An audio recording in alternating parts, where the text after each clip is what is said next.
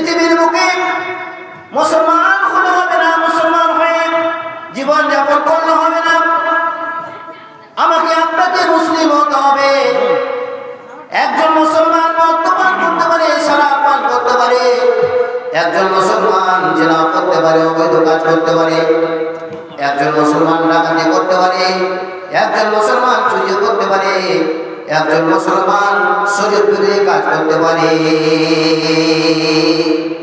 মুসলমান করতে পারবে কিন্তু মুসলিম করতে পারবে না। মুসলিম তখনই হওয়া লাগবে, একজন ব্যক্তি তখনই মুসলিম হবে যে ব্যক্তি কি করবে, আল্লাহ পাক রব্বুল আলামিনের বিধানকে সম্পূর্ণভাবে মেনে নেবে, সম্পূর্ণ বিধান মেনে চলবে।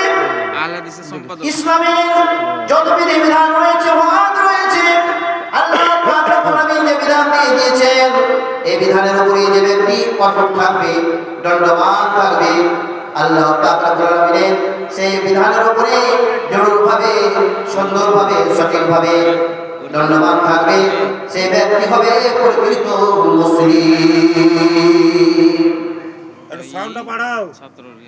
প্রকৃত মুসলিম হবে। আরে প্রকৃত মুসলিমের জন্য মহান সংস্কার কি রয়েছে, মুসলিমপুর বাড়ি কি পুরস্কার রয়েছে, কি দেবেন, কি